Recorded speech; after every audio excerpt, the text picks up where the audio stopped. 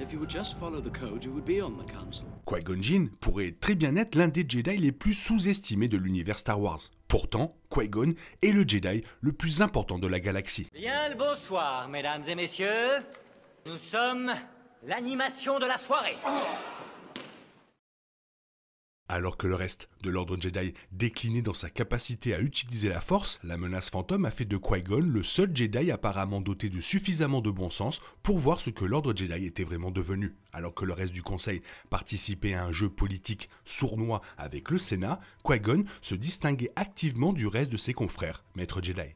L'attitude détendue de Qui-Gon à l'égard du fait d'être un Jedi contrastait avec les règles et pratiques strictes que l'ordre avait développées au fil des millénaires. Il était prompt à suivre son instinct dans la plupart des situations, et son instinct avait tendance à avoir raison. Certains pensent qu'Anakin n'aurait jamais détruit l'ordre Jedi si Qui-Gon n'avait pas insisté pour qu'il soit formé, mais en réalité, la mort de Qui-Gon et son absence dans la vie d'Anakin l'ont lancé sur le chemin sombre. À son époque, Qui-Gon a amené à lui seul l'ordre Jedi à repenser ses politiques et procédures.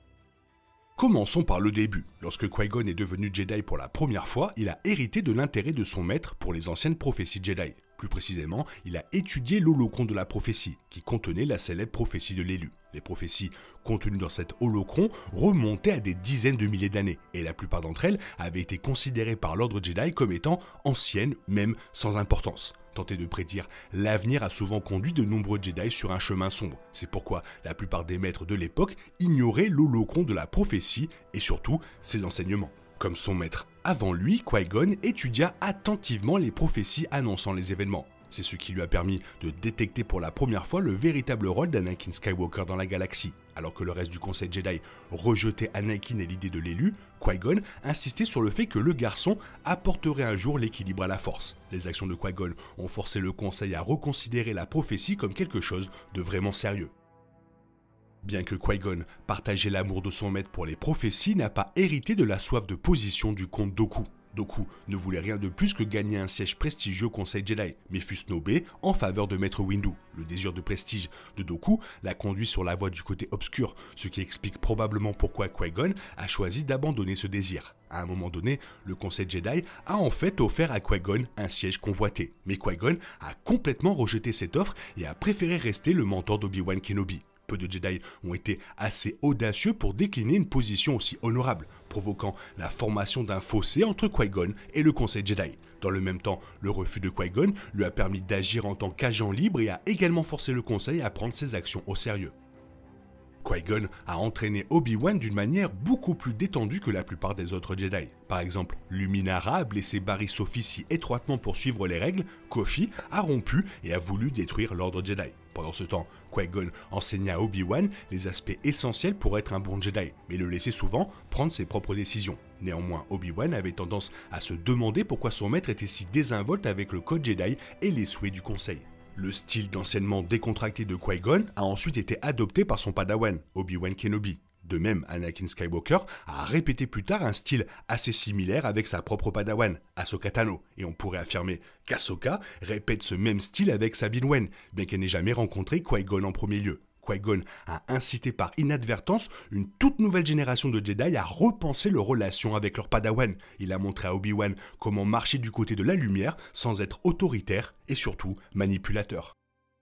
Il y avait plusieurs raisons pour lesquelles Qui-Gon agissait si différemment du reste de l'ordre Jedi, mais tout se résumait à sa capacité à voir leurs défauts et les siens. Comme Dooku avant lui, Qui-Gon réalisa que l'ordre Jedi était tombé de ce qu'il était autrefois. Sur le papier, le Conseil n'avait pas à interférer avec le Sénat ou la politique de la galaxie. Mais en réalité, chaque geste du Jedi était de se sauver la face. Ils ont fini par se soucier trop de leur image de soldats de la paix. Le procès d'Ahsoka Tano et l'excommunication des Jedi prouvèrent plus tard les doutes de Qui-Gon à l'égard de l'ordre. En réalité, l'ordre ne se souciait pas de savoir si Ahsoka était innocente ou coupable, elle n'était qu'une monnaie d'échange dans leur relation avec le Sénat. Pourtant, Dooku et Qui-Gon furent parmi les premiers à comprendre à quel point les Jedi étaient devenus dogmatiques. Cela peut paraître complètement étrange étant donné la façon dont il a vu tant de défauts au sein de l'ordre que Qui-Gon croyait également aux Jedi dans leur ensemble. Qui-Gon abordait ses désaccords avec l'ordre d'une manière complètement différente de celle de son maître. Dooku a vu les mêmes défauts dans l'ordre que Qui-Gon, mais cela l'a conduit à rejeter les Jedi et à quitter l'ordre. De plus, il a même tué maître Yaddle et créé les séparatistes pour défier l'ordre et sa corruption. D'un autre côté, malgré la corruption et les défauts qu'il a constatés, Qui-Gon n'a jamais abandonné les Jedi. Il a choisi de rester dans leur rang parce qu'il croyait qu'il pourrait un jour se racheter et retrouver leur gloire d'antan. Tout comme sa croyance en son padawan, il n'a jamais abandonné l'espoir qu'ils puissent s'améliorer par eux-mêmes.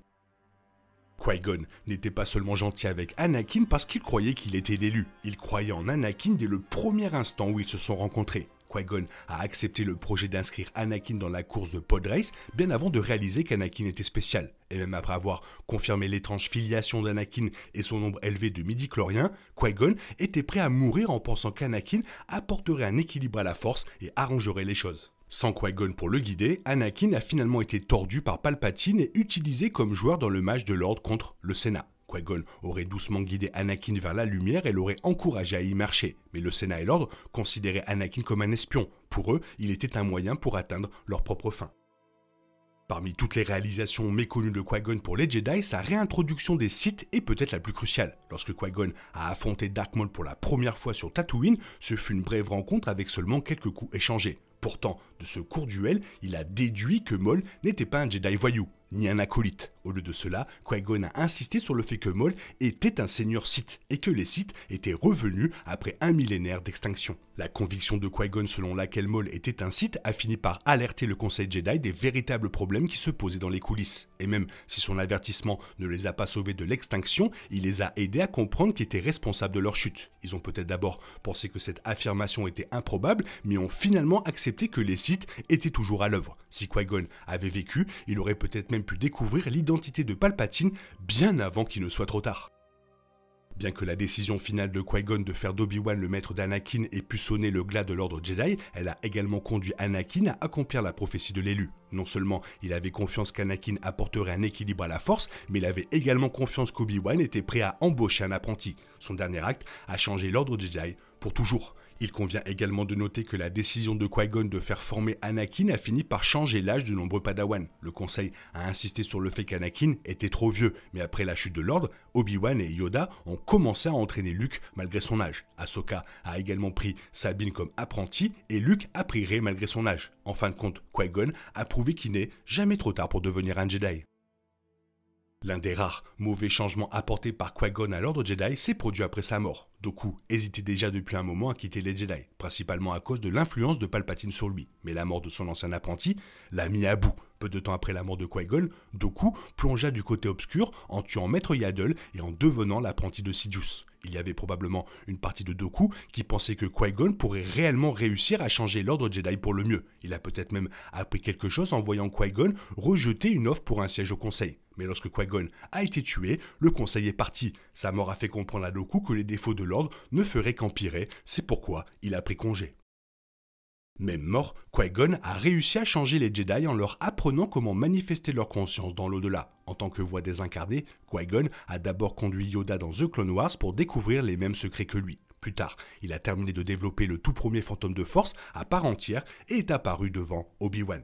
Les contributions de Qui-Gon aux Jedi ne peuvent être surestimées. Même s'il n'était pas d'accord avec eux sur tout, il pensait qu'il pouvait changer pour le mieux. Il pensait qu'Obi-Wan lui succéderait et deviendrait un meilleur Jedi. Il pensait qu'Anakin apporterait véritablement un équilibre à la force une fois pour toutes. Même s'il est mort, Qui-Gon est devenu le premier fantôme de force dans Star Wars et a enseigné aux autres Jedi comment se maintenir après la mort. Et ce sont toutes les raisons qui prouvent pourquoi Palpatine avait vraiment peur de Qui-Gon Jinn. C'était vraiment le Jedi le plus important de la galaxie à ce moment-là. Toi, qu'est-ce que tu en penses? Fais-moi part de ton avis dans la zone commentaire, sinon il est temps pour toi de reprendre le cours normal de ta vie. On se retrouve bientôt pour une nouvelle vidéo. Bisous bisous, bye bye, que la force soit avec toi.